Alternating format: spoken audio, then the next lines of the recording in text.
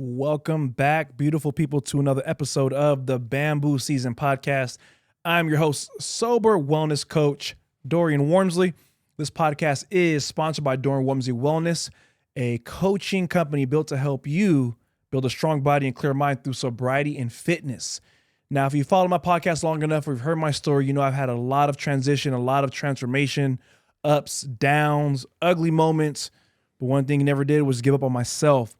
And my guest today also has a very similar story, starting off as a dishwasher at 15 years old to now, just over 10 years later, owning 3 locations and being a boss-ass chef, celebrity chef. He feeds some of the biggest names here in not only Las Vegas, but the world. Not just the city, Craig, the world. Mm-hmm. I bring to you my man, Zach Tolan. What's going on? AKA the real vanilla rice. Thank you for that, bro. Appreciate you, man. Happy to be here. Thanks for hitting me up, and I'm glad to always do No, these. Of course, man. I mean, just looking through your feed, and I see we followed each other through somebody else that we know. I remember they were on my podcast, I think, and I liked it, and we followed each other, and then I'm just looking at your feed and just grind. Oh, yeah. Grind. Yeah, and then when I hit you up and learn more about your story, I'm like, oh, shit.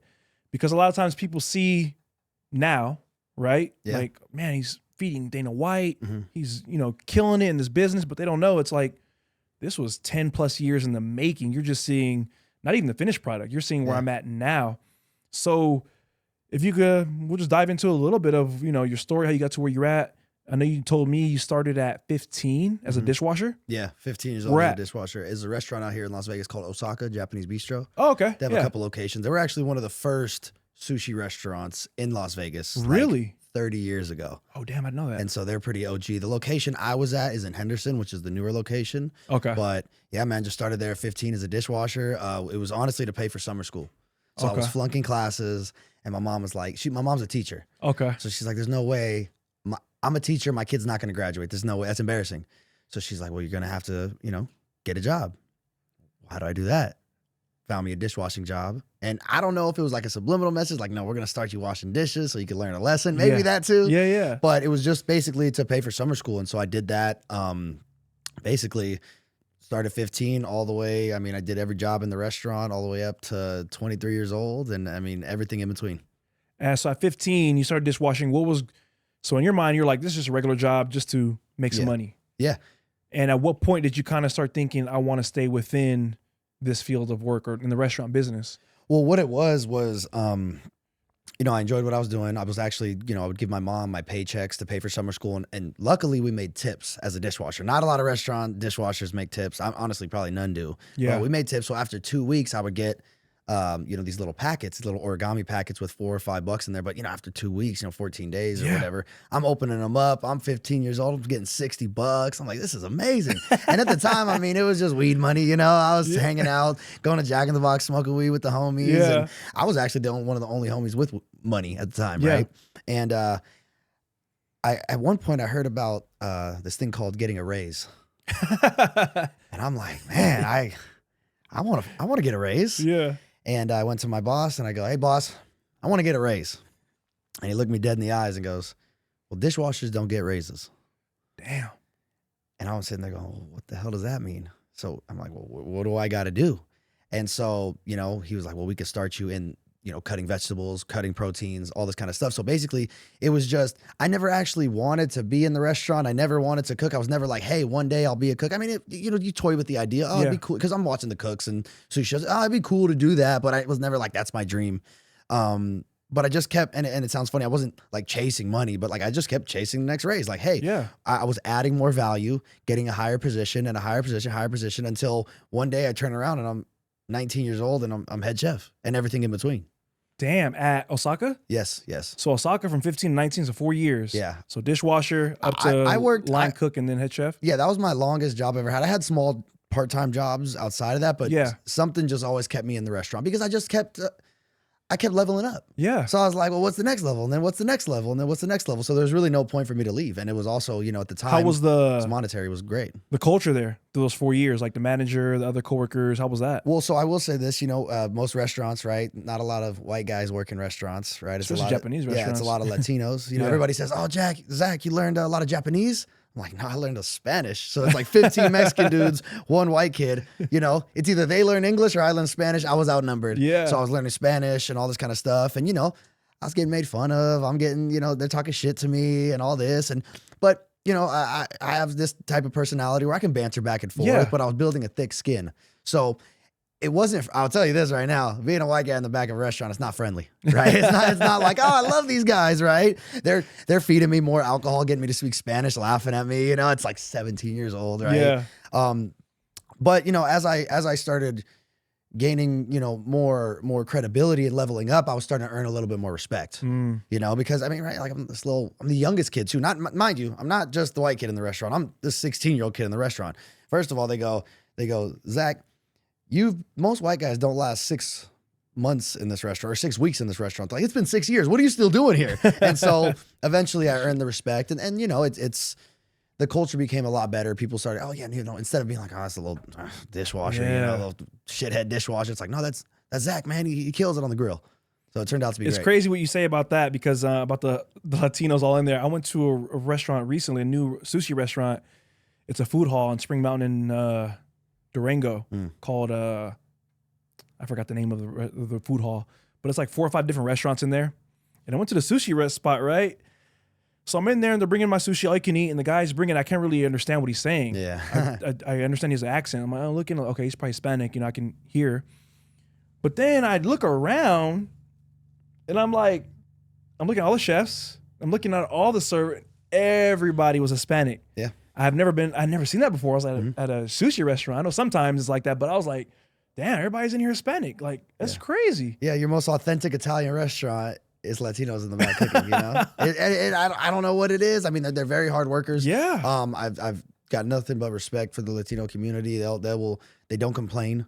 You know, they just get up and do the job. Yeah. And they're honestly like some of the best people to work with. Yeah. So I was truly blessed to work with all the Latinos. I mean, even just in general, like there was probably one other white guy that worked there. So it was just like I had no choice too, you know. So you worked there until 19, and then So I actually became head chef at 19. At 19. I Okay. worked there until I was 23 years old. So the next 4 years you were head chef. Yeah. Running the shit. And that's around the time that I started my social media as well. So I started my social media around the time I became head chef. And I was just posting, you know, pictures I'll take with the customers. And at the time, my social media handle was like Zach the Chef. I don't know. Everybody was chef this, chef that. I was like, let me Zach the Chef. It was just, I don't know, something I picked.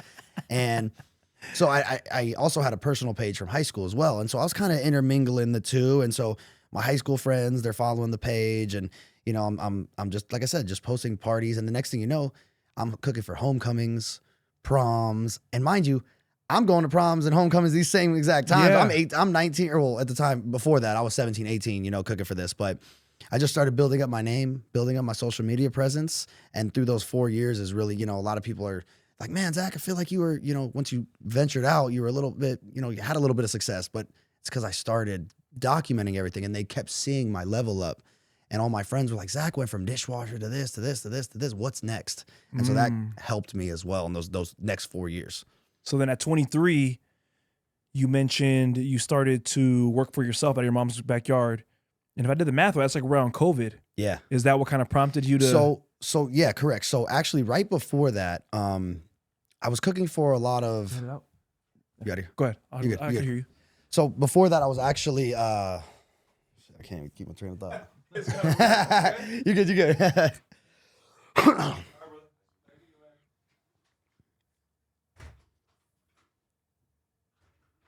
This isn't live, is it? No, I'm just kidding.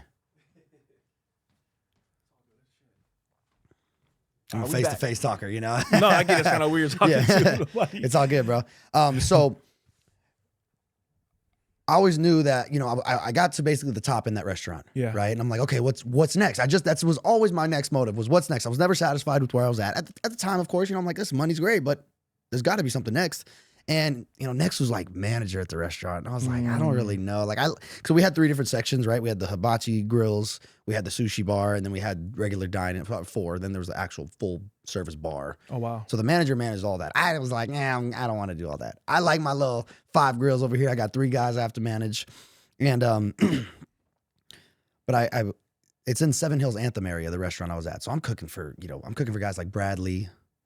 I don't know if anybody listening knows who Wayne Allen Root is. No. So this is like big time, like he's a radio show host. You know Brad Lee. Yeah. Right? Yeah, so I'm cooking for Brad Lee all the time. Like, and these guys are coming in, excuse me, they're putting their Rolls Royce keys on the table on Tuesday, just sipping sake, not even paying attention to the show I'm doing. So my mind starts going, yeah, they're not even giving a fuck. I'm like excuse me, bro. The show like what? Like the Light and Volcano? Yeah, and all I'm that doing shit? all this, and that's what I get paid to do. But he doesn't give a fuck. He's just on his phone, just posting. His daughters are there. I'm entertaining them, and so it would get my mind going to be like, and mind you, it's like when I'm cooking, I'm not cooking in the back of a kitchen. I'm cooking like you're my customer, and I'm the chef. So I'm having conversation with people. My personality's coming out. I got poached so many different times to, hey man, Zach, you'd be great at insurance. Hey Zach, you should come be a real estate agent. Hey Zach, you should sell timeshares. Like everything you could imagine, people were trying to poach me to come do. And I knew that I was like, what's my next step? So in the restaurant, there's 3 steps after you work in a mom and pop shop, and that's pretty much where I worked. After, there's 3 steps after. It's basically, you go to the hotel, like you go to culinary school, then you get a hotel job. The other one is, you start your own business. And then the third one I always joke is you just become an alcoholic and just work there forever. And I tried the culinary school thing. Wasn't really my thing. I obviously wasn't an academic kid growing up, so it didn't really sit right with me. And then I would ask the customers that I'm cooking for, like, what do you guys do? Oh, we own businesses. We have this, we do that. So I'm like, oh. Okay, so like I said, I tried all those other things. I went to real estate school. I went and shadowed to be a timeshare salesman. And I don't know, something just, I couldn't wake up every day and just I didn't have any passion for it. It would just, I would do it for a couple of weeks and then fall off and then do this for a couple of weeks. And I was listening to a Gary Vee video. This is at the time where I started like switching up my music. I was listening to hip hop, and now I'm listening to like motivational stuff, and I'm hearing about Grant Cardone, and I didn't even know who Brad Lee was at the time. I was just cooking for the guy. Later on, I found out. Oh, so while you're seeing the Rolls Royce and I had no clue who these guys were. No clue. Wow. And I listened to a Gary Vee video, and but at this time I'm trying to figure out what's my next move. What's my next move? Where do I want to go? And he's like, "You, Zach," or I feel like he spoke to me. He's like, "Zach, you need to double down on what you already know." And I was like, fuck, Gary Vee, I ain't trying to cook no more. I was trying to get out of cooking. I was like, that's not what I want to hear right now. But it just kept resonating in my head. Just double down on what you already know. Double down on what you already know. So right before pandemic, actually in 2019, I had started cooking plates. My 2 days off. So I worked 5 days at the restaurant. I had 2 days off. I would cook plates in my friend's backyard. Okay. And so I was doing that while working at the restaurant full time. It was no joke. And unfortunately, business and friends, they don't usually ever work. And so we ended up stopping that actually right before the pandemic. And that's when I'll make this a little fast, but everything shut down. We went to part-time, and another friend of mine, mind you, I lost all my friends when we lost that business. So it was very traumatic. Yeah. And my buddy of mine goes, man, Zach, you're working part-time at this job. I'm sitting there, making unemployment. He's like, why don't you start selling your plates again? And I was like, hell no, I'll never do that again. That was too much drama, too heartbreaking. And it just kept resonating in my head. Just sell your plates again. Just sell your plates again. And so luckily I had decent enough credit at the time. I had a $5,000 credit card. I went home. I swiped the credit card for the grills, the tables, the steam tables, spatulas, containers, everything. And I had it shipped to my mom's house about 4 days later. But mind you, I still haven't asked. I don't know where I'm going to cook. Like, I just got it shipped there. Were you living with your mom at the time? No, so I was in an apartment. Okay. And obviously I can't cook and set up a whole restaurant at the apartment, right? And so I'm calling her. I'm like, hey, Mom, I'm thinking about selling my plates again. She's like, oh, honey, that's great. I'm like, yeah, about that. I was wondering if I could set up in your backyard. Hell no. No way in hell. Because, I was a troubled kid, sold drugs, did this, that, She's like, you ain't selling shit out of my house, especially of how you, acted before. Yeah. I'm like, please, Mom, I swear. Like, I basically begged her. We came up with an agreement. I paid her a little bit of rent, and then the other agreement was if I break any of the sprinkler heads, I owe her $50 a sprinkler head. Okay. I paid more in sprinkler heads than I did in rent. Oh, damn. And so that's how that all started during the pandemic. Damn. I want to touch on something that you said that was very, it's so great and so important. And I want the listeners to hear this. Is you said you shifted from listening to nothing but rap and all that to motivation, right? I just got goosebumps. Because think about that. Think about how much your life shifted into where you're at now by that one small change. I'm not saying that one small change changed your whole life, but it changed your thinking. It changed what you thought about yourself and changed how you move forward. Yeah. Me personally, that's what I did a few years ago also. That kind of helped me make my shift, maybe about 3 years now. Once I started going sober, and lost friends also. Yeah. Not lost friends, but just we don't hang out and party how we used to because I don't drink. So I'm like, that's Yeah. not fun to me anymore. Yeah, I can't relate. So what I started doing was I go to the gym, and I notice at the gym every time I'm working out for an hour and a half, it's always rap music, right? Some Future, some YG, some this, some that. And it was cool, but then it got repetitive. And I was like, not a big book reader. So I was like, instead of reading books, or instead of that, maybe I'll do an audiobook or a podcast.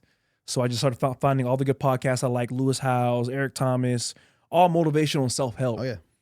They're usually about an hour long. And I'm like, cool, I'll put this on while I work out. The way I really started was David Goggins, his book. Yeah.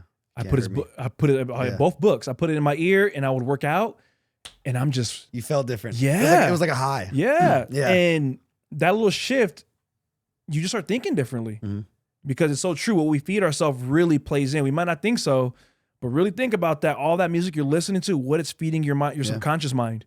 Yeah. Nothing. Bitches, liquor, weed, this, Dumb that, shit. turn up, whatever, rob, whatever. And at the time, that served a purpose yeah. because that's what, I mean, we were doing in our lives. You know, all that, I mean, Lil Pump and all this stupid mumble shit, Migos and all that. Like, that's who I identified myself as pretty much, you know? And when I realized that I was starting to separate from my friends was when, you know, this business that when I was in the first backyard with them, you know, I'm starting to realize, you know, I'm like, oh yeah, I would set alarms that I had to eat because I was trying to get my life more in order. Yeah. And they'd make fun of me. Oh, you got to tell yourself when to eat. Or then I would stop. I wouldn't smoke weed, but I still wanted to smoke. So I'd smoke the CBD. Oh, Zach's smoking that swag shit, you know? I'm like, you know, I just can't be high as fuck all the time. Like, we got a business to run. And what's another one? Reading books. They'd roast me. I was Zach's reading the book. And so that's when I started to realize, like, and I would try to get them to be on this, like, hey, you guys should do this, do this and that. But unfortunately, they didn't receive it in a friendly manner. They received it more in a, who the fuck does Zach think he is? You know, we all came from the same area. Like, how can he, you know, what is he doing that's different than us, this and that? And so, you know, that's when I really started to realize, like, I'm starting to maybe mature a little bit. It's just starting to separate. I started realizing that I'm hearing stories when I'm over there that, like, normally I'm getting invited to hang out all the time. I'm hearing stories of like, wait, I didn't get hit up to go to that. And so that's why when the feud actually happened, it was a little bit, it was heartbreaking because they were friends from a long time ago, right? Yeah. From very long. But at the same time, it was just like, okay, time to, you know, move on. And I'll tell you this, man, I have met some of my bestest friends in the entire world now that I never thought at the moment. I thought I was lonely. Obviously, I was with my girlfriend, but I was just so lonely. I was like, I'm never going to meet anybody that is like me. I'm never going to meet anybody like this. And one thing I do want to touch on is, you know, when they say the 1%, the reason it's the 1% and it's hard to find people like this is because out of 100 people, there's only going to be one like you. Yeah. So it took me 100 friendships to find somebody that's my best friend now. And you're sitting there going, man, this guy's weird. What's going on with this? Why can't I relate? It's just, you just have to go through those trials and tribulations. And that's just one thing I wanted to touch on as well. No, it's good because the thing I spoke on recently in a recent episode was sometimes we get tied to our tribe of people based off history. You know, I've known you since this long. You've done that for me back in the day and this and that, which I think is great. You want to have those people around, but at some point when you want to level up and change, you got to change your environment. Oh yeah. And it's not negative. I always say it's not a negative thing. Sometimes you got to just separate yourself for whatever reason, like them cracking the jokes or whatever the case may be. Shit like that just shows you like, all right, you guys are stuck in the cycle and ways. When you decide to change and heal and work on yourself, I'm here, you know, like whenever that happens. And that's one thing I had to learn myself was not forcing change on people just because I'm living this sober life and I'm feeling better and motivation. I have so many friends that I try to change. I'm like, I see so much potential in you, bro. I don't understand why you don't see it. But some people are scared of it, bro. My saying is you just got to separate to elevate. Yeah. And I think some people, they might not know it, but they're scared of that change and the elevation because like Uncle Ben said, with great power comes great responsibility. And when you take your power back and you become just a whole different person, it comes a lot of responsibility. Oh yeah. I'm sure there's a lot more responsibility you have now than you did when you were just in the backyard. Oh yeah. And back to what you said about the invites. There's a story I have is it was literally 2 years ago. I was coming up on my 1 year sobriety and I'm hanging out with some people. It's around New Year's and they're talking about something that happened the year previous, right? And I'm like, I don't remember. I'm like, where was I at? Yeah. And they both replied, same time, I don't know, you're acting weird. Oh. And I got pissed at first because I hate being called shit. Yeah. But one of them, their mom right away had said like, maybe he was just working on himself. And as soon as she said it calmed me down because I was like, in my head, I'm like, okay, to them I was acting weird. But That's to me, exactly what I was doing. I was literally trying to stop drinking liquor. So I wasn't trying to hang out on Saturday, Sunday, Monday, your birthday. No, I'll be weird. Mhm. Being weird is leveling up and changing your life. Cool. And at that moment, I realized I had to start shifting the space I allowed certain people to have in my life. Not saying get rid of them. We ain't cool. Like, I'm still cool with everybody. But it's just like a different sense of energy and that I'll give towards the friendship or anything like that. Like, if me changing is weird, and that's a message I want to give to the audience. When you notice people around you are making changes, they might be acting different, whatever. Don't initially assume they're being funny, acting weird. Check in with them. Maybe they're going through something, or maybe they're trying to change their life. Don't always automatically take it personal and think they're on some weird shit and they're Hollywood or switching up, acting fake. I just want to say that because that's one thing I wish they would have checked in and saw instead of instantly think I'm acting weird. Like, damn, bro, where were you last year?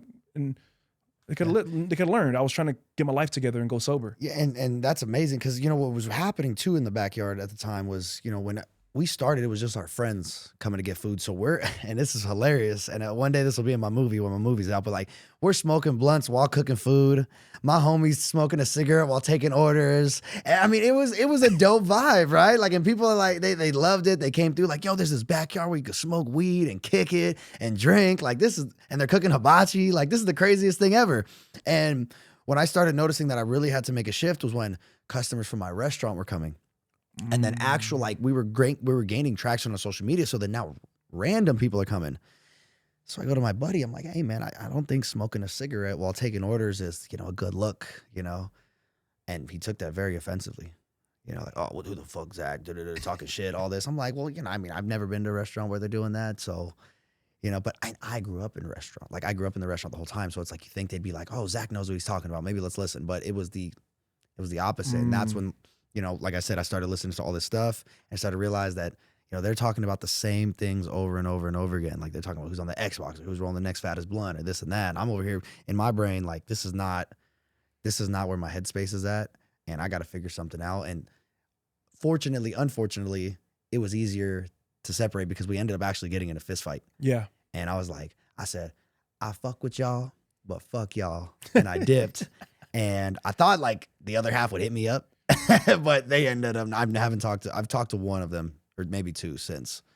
And so that's just like, a pivotal point in my life that I was like, okay, it's time. You're on your own now, Zach. Touching back on to the separation, I stopped getting invites also, nothing personal, but I could see that they're all hanging out together and stuff like that. And I get it. I'm not drinking anymore. So what's the point? You probably don't want to drink around me anymore. Yeah. You probably might feel judged. You might feel weird.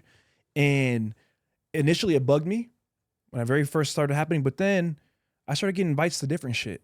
I started getting invited to speak to kids. Started getting invited to speak to a women's empowerment events.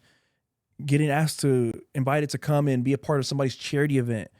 And then I realized like, oh, okay. I just realized my purpose and what I'm on. Yeah.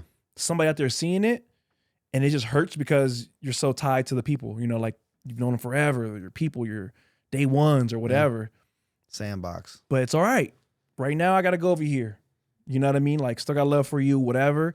It's just, I'm trying to be on some impactful, change the world shit. It just means you're put on this earth for a reason. Period. And we all are, but I think some people just get stuck in the routine and the life that they're living. Weed, liquor, do this, do that. And then if you're around, like the saying goes, 5 people doing whatever, you're going to be like them. There's no way you don't get money if the other 5 people ain't getting money. Yeah. It's going to be hard. Yeah. So now, what was I going to say to you? So now you're 23. You're slinging them out of your mom's backyard. During COVID. So then what led you to open you said food truck, right? Yes. So you went from mom's backyard to food truck. How was that transition? So it went from mom's backyard and we were booming. We were popping because, I had traction from the business prior. Yeah. I had also traction from the restaurant I worked at. I also had traction because there was nothing to fucking do during the pandemic. I mean, this dude's cooking out of a backyard. Let's go check that out. That was the fun thing to do. Yeah. And it was to the point where they thought we were selling drugs because we had lines down the street with cars. The cops are rolling up. My uncle's over there tripping. He's 65. He's like, we're going to get arrested. Oh my God, this is the worst thing ever. I'm like, no, we're good. Like, we'll be fine. I'll just offer them some food. They pull up. They said, we're just making sure you guys aren't throwing a party or aren't selling drugs or doing something shady. I was like, no, we don't have anybody coming into the backyard. We do the handoff with the gloves, mask. They're like, All right, cool. We might stop by and grab some food. So it got jumping. I was saving money. I was making, I mean, because, you know, rent that I pay now was nothing compared to what I paid to my mom. Yeah. You know? And I had my uncle and my brother and my girl helping me. So they were just making cash and we were all just making money, unemployment, you know, it's illegal, but hey, you know, we did what we had to do. Right.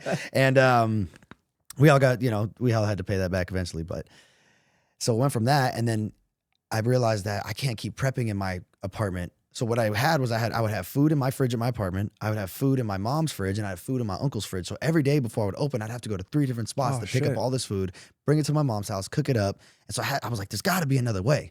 So I Google where kitchen space that you don't have to have a restaurant or something like that. I Googled like, if you don't have a lot of money but need kitchen space, where do you go?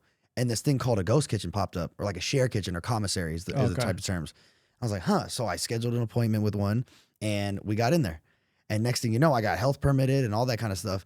But did I tell them the full truth? No. I was prepping there at the commissary legally, right? Prepping there legally and storing the food legally. But I'd take it back to my mom's house to cook it because it was my neighbor. Like that's where we were. That was our location. Yeah. And I realized that wasn't sustainable cooking it at my mom's anymore. What happened was it started becoming summer.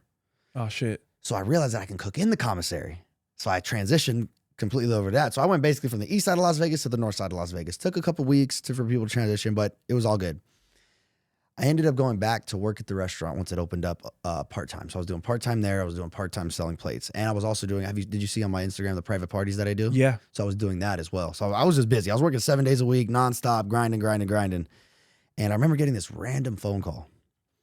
And I answer it, and I'm in the storage room at the restaurant. I'm like, hello? He's like, hey, man, I love what you're doing. I see you grinding. I have this food truck, and I'm trying to do a hibachi truck, but I don't want to work on it at all. Like, I don't want to cook. I don't want to do anything. I just kind of want to just give somebody the truck and then just make money and do a split. I'm sitting there going, what the, is this a prank call? I thought it was one of my old friends. Yeah. Right. And so I'm sitting here like not believing it, but I start going along with it just to hear what's going on. And he goes, yeah, man, I own other food trucks. If you want to, you know, if you don't trust this call, just you can meet me at my other truck tomorrow and we can talk. I'm just like, all right, cool. I'll come meet you there. I meet him up at he has a birria truck, you know, the dip tacos. So I meet him over there. He's legit. He's a real dude. And we basically did a napkin agreement on a percentage split.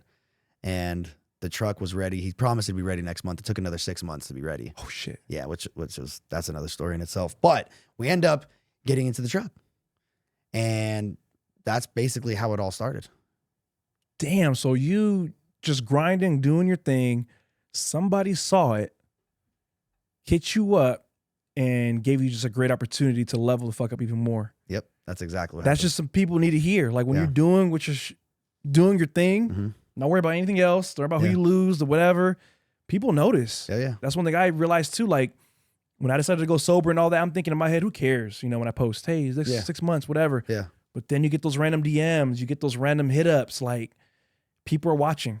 Yeah. So keep doing your thing. People are watching. Your time is coming. So then you had the food truck. And then what was after that? How'd you get into your, I think you said first, another actual location? Yeah, so it's a funny story. So actually the food truck never drove.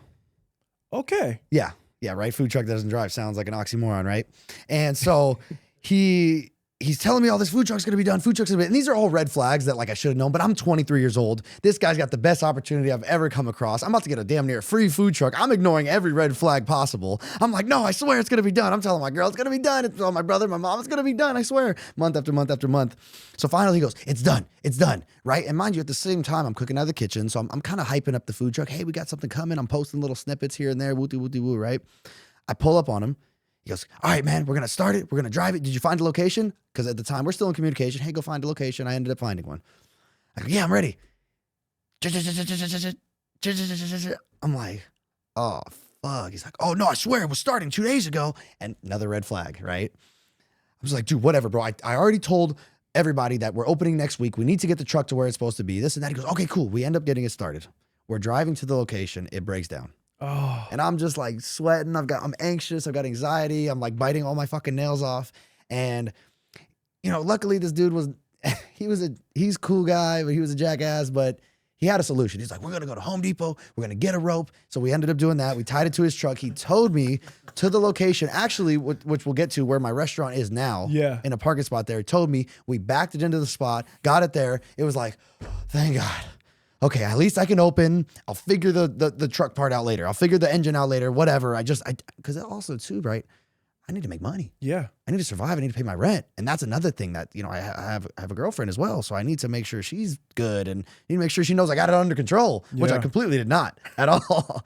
And we did that for about 9 months. But during those 9 months, the health department was really on me, because you're supposed to drive your truck to your kitchen commissary every single night to empty out your dirty water, to put all your food into the commissary. So people think that, oh, you just get a food truck, you just prepping it, and that's all you need. No, you still need to have a license hanging with a kitchen commissary. Oh, shit. Yeah, because you have to legally be prepping there. You can't just go prep at your house. I mean, you can, but you're not legally allowed to. And so I'm sitting here trying to figure this out because my food truck doesn't drive. How do I get it down there? This and that. Luckily, the landlord, it was right next where I parked. It was right next to a burnt down Subway. Oh. So he's like, hey, man, do you need some refrigerator space? I'm like, well, yeah, I do. What? Yeah, actually, I do need some refrigerator space. So he shows me the refrigerator space. I'm like, this will work. So I paid him extra, I think $150 a month on top of my rent for the 2 parking spaces. And obviously it was not health department approved. But what I would do is I would get there at like 5 or 6 in the morning. I'd load up the truck, because what I would do, okay, sorry, let me go back. I would prep at the kitchen commissary. I'd bring everything to the truck, right? And then once there was still food left over at the end of the night, I wasn't going back to North Las Vegas. I would just go put it in the refrigerator. So then I would basically do that system all day long. I would go to the kitchen commissary, bring food, take the stuff out of there. But that, it was insane. I would do that because I know if the health department came, I know they're not open at 6 in the morning. So if they showed up, we're like, hey, we just pulled up, all our food's here, cool. They start coming through because we're starting to get booming. I'm starting to get popping on social media. I'm the only hibachi truck at the moment, and it's still the pandemic. We're the only, I turned this parking lot, and this was my goal, was to turn this parking lot into the dopest thing ever. Like, yo, we're going to the hibachi truck on Friday. People are coming out with their low riders. People are taking their girls on dates. I'm talking like, because, obviously the takeout hibachi style is fairly new. Food truck hibachi is fairly new. So most people are used to the sit down restaurants. I had a few people come to take their girl on date night. They Googled us. They thought we were a sit down restaurant. They pull up. They seen us pulling blasting rap music. The whole parking lot's lit. And the guy, he's like, yo, no, let's go back to Benihana's or something. She's like, no, I want to stay here. Like, this is lit. So we were super jumping, and we actually ended up going viral on social media. Oh, wow. Yeah, this was before, this is when 2 million views was a lot. Now it's like everybody gets that shit. A lot of restaurants get that these days. But we did 2 million views overnight. And so we were just insanely popping. But the health department, as we're getting popping, people are calling on us, this and that, they're doing their, inspections. And they started to realize that the truck wasn't moving. They're like, hey, we noticed the truck doesn't drive away at all. I'm like, oh no, I do it at 2 in the morning. Oh, okay, cool. Next time. Hey, we were here at 2 in the morning, drove past. We noticed the truck was still there. Oh, I do it at 4 in the morning. So mind you, as I'm unloading this old Subway into I'm like fucking El Chapo trying to hide from the police. I'm seeing cars out there thinking it's the health department. I'm like locking the door. I'm gonna wait for that car. There's somebody sitting in that car. Shit. Ended up, they finally busted me, shut me down. I basically I had a full staff and everything. And I had to go back to the kitchen commissary. I knew that this dude that I was business partners with wasn't going to fulfill on his truck promises to fix it. So I ended up getting a different business partner at the time to help me open this restaurant. The problem was the restaurant was taking a lot longer than expected. The goal was the restaurant was going to be done by the time I got popped by the health department. That didn't happen. So I ended up having to go back to the kitchen commissary. So it's basically my whole journey of this so far has been the traditional path of an entrepreneur, up, down, up, down, up, down, all while the brand is growing though. Yeah. The brand is growing the entire time. People are watching Vanilla Rice. They're watching Zach. They're watching Hibachi just grow. But nothing that ever happened to me ever stopped me. I never closed. I mean, I closed the week we got shut down because it was the week for my birthday. Yeah. I was like, what a great birthday. Health department came and bought me. What do you think that came from? I don't know. So just keep, getting shut down, getting the fucked up truck, food, getting all these things are happening, but you're still like, we going. I think that I had a commitment to myself, and then I also had a commitment to my employees to make sure that they kept getting paid. To be honest, yes, I was making money and it was great, but I just never wanted to give up. I don't know where it came from. I kept leveling up in the restaurant, and I kept leveling up, but getting beat down. But I knew that wasn't a level up or a level down. I just knew that was just a part of the process. luckily by me listening to all those, motivational videos and callousing my mind and going through trials and tribulations, that when something did happen, I just knew, yes, don't get me wrong. I've been on the brink of tears plenty of times, right? Ready to give up. But just something in me was like, nah, keep going. You're good. You'll figure it out. And I've always figured it out. That's what I always say. I don't have all the answers, but I'll always figure it out. So you went from backyard to food truck to now you have 3 locations? So we're working on 2, right? We will have 3 by the end of So right this now you're month. currently open and running as 1? Correct. And where's it at? So the one we have right now is on Flamingo and Pecos. Okay. The one that we're opening that might be open by the time this podcast is out is on Charleston and Jones. Okay. And then we have a food truck coming as well. Damn, out here. Yeah. Doing it. Yeah, thank you. And one thing I want to touch on before we still have a little bit of time, but back to when you were 15, you mentioned to me before we got on here that your father had passed away at 15. How did that hit you? Did that affect you? Were you guys close? Yeah, so I mean, we were as close as could be, right? What I always tell people is he was an older dad. So he was 40 when he had me. Okay. And back then, 40, he was born in the 1950s. So, it was a little more tough love. He's from Philly. He's from the East Coast. So it's definitely tough love. Yeah. Right? Like my friends' parents were, when my dad was 55 when I was in high school, my friends' parents were like 35, 38, 40, right? So I definitely got a different type of treatment. I was raised completely different. So as far as like close as a bond, I wish we were closer, but I was just a shithead kid, right? I know he was proud of me because I hear stories and from not only my mom, but friends of him, like how he talked, so highly of me and my brother and all this. But as far, I was just getting my ass whooped. And what's funny is it's all, now that I'm older, I go, it was completely justified. I was a shithead, right? Like, and I'm very blessed on the way he raised me because I meet a lot of people these days, adults, right? I'm 28 years old. I meet a lot of adults and I'm like, damn, you didn't get your ass beat as a kid because there's something wrong with you. Bro, like I said, I don't have kids, I don't like to tell people how to parent or anything like that. But sometimes I'd be like, man, and I get it. There's probably studies and stuff, you shouldn't whoop your kids, whatever the case may be. But I'm going to tell you right now, some people just need their ass whooped. Oh, yeah. And I got smacked across the mouth a lot of times. Bro, I remember one time I cussed in front of my black grandfather and he whooped my ass and he made me brush my mouth with soap. Yeah. And I never cussed in front of him again. Yeah. See, the problem was I would get smacked and I would just do some dumb shit again and get smacked again. And I just never learned. Pain. I never learned. But what actually happened, like another really pivotal point in my life was, obviously there was a 2-income household at one point when I got the job at the restaurant. And then I was just working to pay for summer school. But then once he passed away, it turned into like, well, now I'm paying for my phone. Now I'm paying for my health insurance. I'm going to school, talking to kids at high school, sophomore year, like, oh yeah, you guys don't pay for your own health insurance? They're like, bro, what? I'm like, oh, I'm the only one? And so, also another little side story is that I grew up on the east side of Las Vegas, but my mom sent me to Green Valley High School. Okay. So 2 different worlds, right? Yeah. Like I was the type of kid that, my parents would buy me 2 outfits or 3 outfits for school, the brand new school year, but I get 1 pair of shoes to wear all year round. I'm going to school with kids that are wearing multiple shoes a week. And I would also know, I was very self-aware. I would notice this. And so I'd borrow friends' shoes just to make it look like I was wearing, I had multiple different outfits and I wasn't just Zach with 1 pair of shoes. I remember one time, 7th grade, my dad told me, don't leave your shoes on the ground because we had 2 dogs. I left my shoes on the ground. My dog chewed one of the shoes. My dad duct taped it every single day before school. Damn. Yeah. And you rocked them to school. Every day. And now they sell shoes that have duct tape on them already. They're like Louis Vuittons or something. So when how did he pass? If you want me asking. So he was a musician growing up. Okay. Started at 13 years old. He was always playing in bars, so just a lot of drinking, a lot of partying. They did a lot of party stuff back in the day, and it kind of just all caught up to him. High blood pressure, all that kind of stuff, and he ended up having a stroke. And at that time, have you been able to like get through that, like heal that wound, or you know what I mean, like losing that's a young age, 15. Well, so at the time, I was still a shithead kid, Yeah. and I was smoking a lot of weed. That obviously my mental was very foggy, right? Like I was not always fully present, and so it was sad. But honestly, like as the shithead kid I was, my dad would take me to school every day. Well, now my dad wasn't here to take me to school every day, so now I'm inviting my friends over in the morning to smoke weed with me before school. But I didn't realize that kind of stuff till I get older. Yeah. But really, where it hurts more is now. Mm. Now that I'm older, I have a daughter, I have this business. I'm dealing with a lot of people on a daily basis, and I know that he's somebody that would be here that would have my back. and it is hard to like. I know he'd be right there next to me, but I do truly believe that and this guy might sound a little crazy, but he sacrificed himself so I could have a better life, because I was going down a very bad path. And so it was once that happened, when he passed away, that I had to grow up real fast. Don't get me wrong, I still was fucking up and partying and smoking and doing this, but I was always on my shit.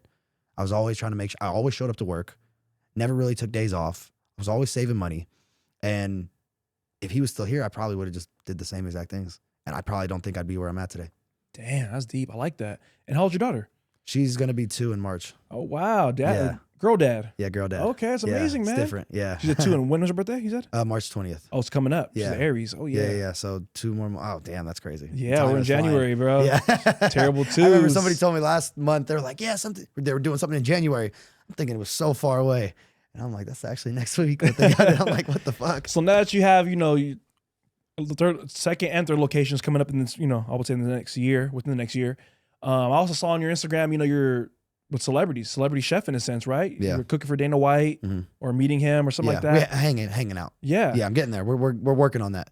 So how is it for you to get to that moment where you're meeting people like that and they want your services? Like, how does that feel? It's the coolest thing ever. I'm not going to lie. And I didn't even realize that I was a celebrity chef until friends were telling me yo, Zach, you're a celebrity chef. Cause I'm cooking for Sean Porter, Showtime Sean Porter, boxer. I'm cooking for all the Raiders. I'm cooking for, like you said, a lot of UFC fighters. And, I'm just thinking this is part of my journey. Cause, I'm just trying to level up, I'm just like, oh, cool. I'm meeting celebrities. I'm doing this. That's just the next level up. But they start saying Zach, you're a celebrity chef. You need to coin yourself as a celebrity chef. I'm like, okay, I'll put it on there. And now it's to the point where I'm not just saying it.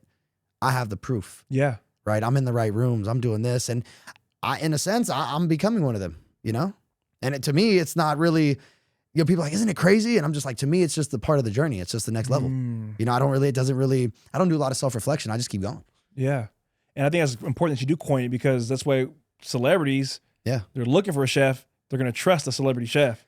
And I like that you use the word trust, because when you cook for somebody of a very higher stature, right, they're trusting you to come into their home.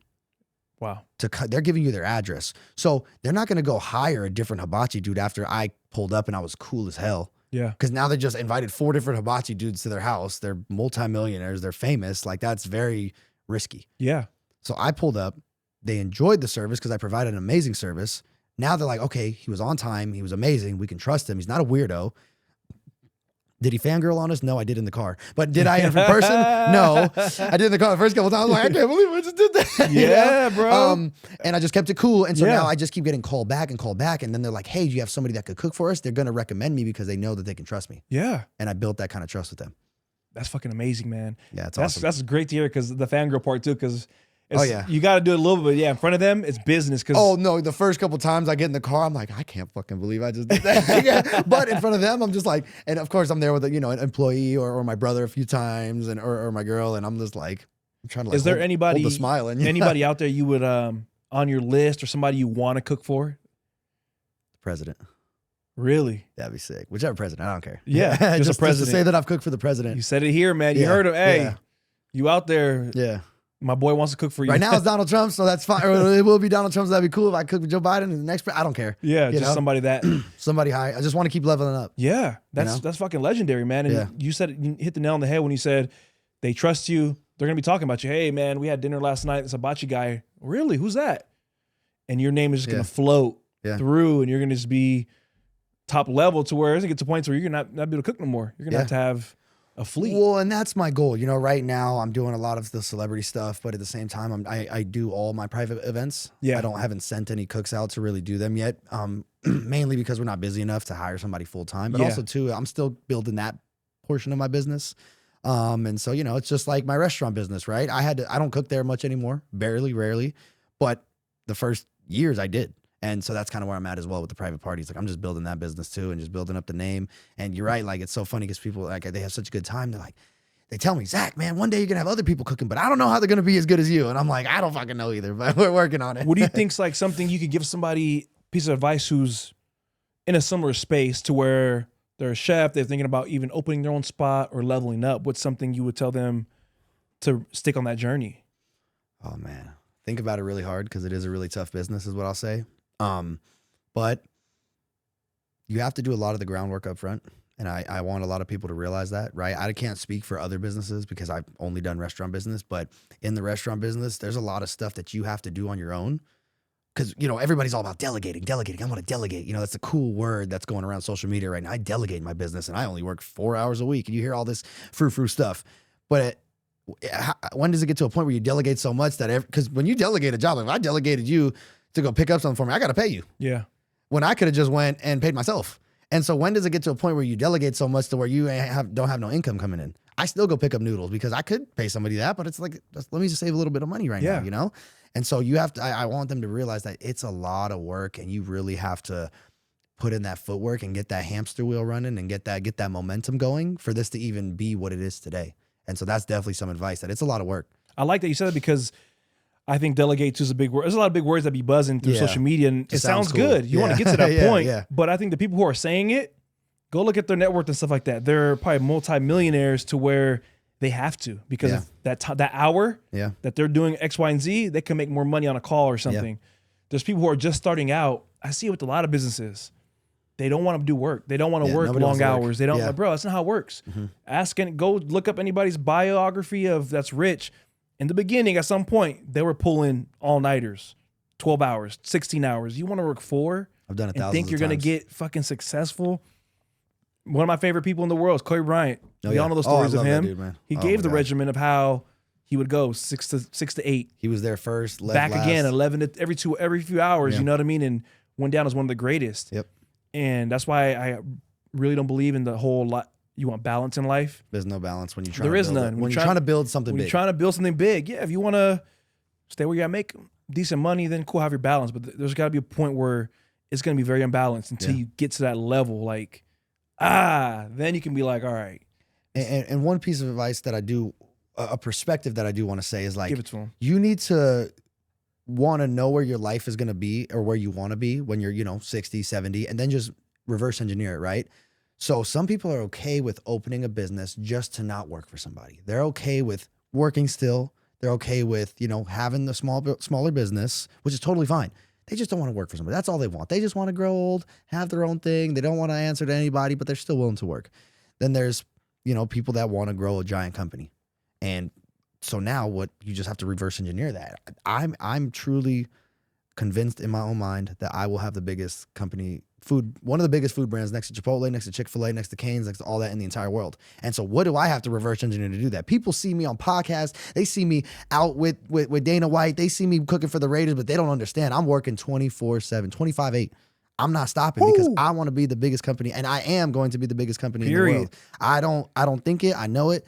And I truly in my heart believe that. So people out there, not everybody wants that. Not everybody wants that end goal. So just figure out what your end goal is, reverse engineer it, and work accordingly. And I think some people do want it, but they don't want the work that comes with. They don't want the 25/8. They're fucking delusional. Oh yeah, 100%. They don't realize it. I've met people even in my own space of fitness training and stuff like that who want to be successful, and I'm like, bro, there's people out there who just are work like the corny, not corny, the cliche of saying of like while you're asleep, somebody's doing what you want at a high level. Facts. You have to do something outside of it, which is put in more work now. Let me see if I got my story still up from last night. So I want to play this real quick if you don't mind. I know you probably got to bounce. No, yeah, hold on. Let me ask you a few questions first. Okay. Because I got to play this because this is tunes into what I just said. What's something right now you're struggling with that nobody knows?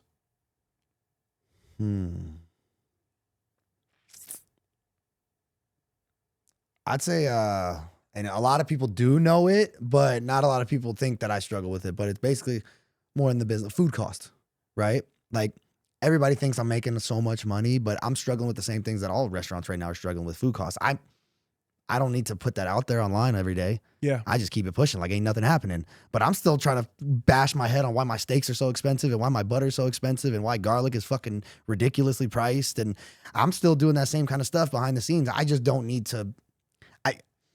I'm trying to grow the brand, so why bother? If business owners came to me, I would tell them this, but my audience are just, people that enjoy my food. So they don't need to know that my steaks are fucking killing me and I can't sleep some nights because I'm trying to figure out why my P&Ls are tripping, or I'm trying to find companies that sell cheaper steak and they have cheaper steak, but it's cheaper quality. And I'm not settling for that. Yeah. And so those are definitely things that I struggle with right now that I don't put out there in the light. Because look, at the end of the day, the customer does not care what your problems are. They care what food comes out on that plate. 100%. If you tell them it's going to be done in 10 minutes, they do not care if something lit on fire in the back. You told them it's going to be 10 minutes. Period. And that's other things, like even in my food truck. I've had days where I'd get my food truck out there. I'd be stressing all damn day. I'm like, cool, we're here. We open in 30 minutes. I'm going to pop the generator. I go pull the generator string. The whole string flies out. Oh, I'm like, damn. and this is when I just hit the knees and look up and go, why God, right? Customer don't care.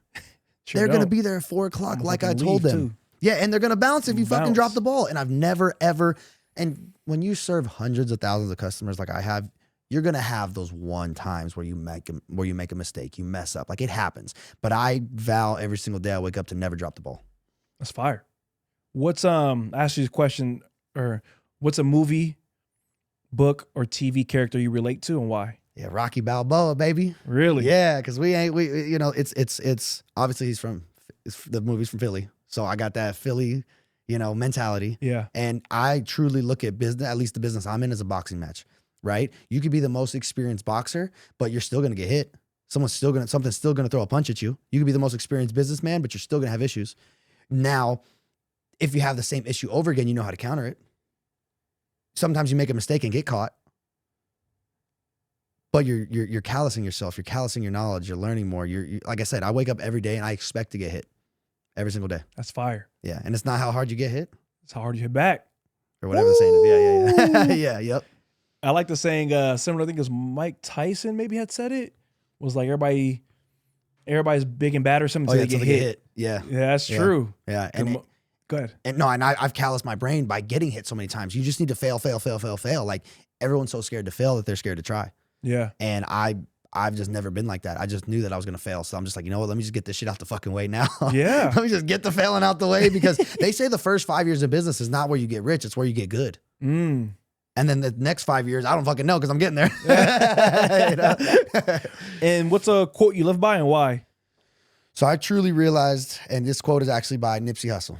Ooh. I love it. That's also when I was transitioning because I was a hip hop kid growing up. I love listening to rap music, and I'm sitting there, I'm going, I can't listen to this rap music. What kind of rap can I listen to? And Nipsey Hussle was definitely somebody, fortunately, rest in peace, was somebody that I resonated to, because he was not just rapping, but he was talking about getting money. He's talking about leveling up. He's talking about mindset, all this kind of stuff. And he said, the greatest act of mankind is to inspire. And I realized that my purpose on life, yes, I wanna grow this brand, and I am gonna grow this brand to the biggest company in the world. But my true purpose on this life is to inspire people. And I never realized that until I'm getting messages from people. I'm getting messages from people in their 40s. I'm getting messages from people in their 30s, 16-year-old kids like, man, Zach, I see what you're doing. You inspire me. Keep going. And I'm sitting here like, oh my God, I'm about to cry, just like because of the day I had, right? And then I'm getting these messages, and I'm just like, so after getting all these messages from people, that's where I truly realized that, I'm like, damn, maybe what is my purpose on this life? Maybe it is to inspire. And then I heard Nipsey Hussle say that, and I was like, fuck, that's it. My greatest act of mankind is to inspire. He's some of the people with rap that I always go back to, listen to that album again and again and again. Like it's just great music. And like you said, it ain't just rap. It's about leveling up. It's hustle music. It is. And it's like, damn, okay, it gets you going. Like, shit, I need to get my shit together. Mm-hmm. I need to do X, Y, and Z so I can, inspire somebody. Yeah. Well, thank you, man, for coming on today. You're Appreciate a busy you. man. You're cooking for big name people.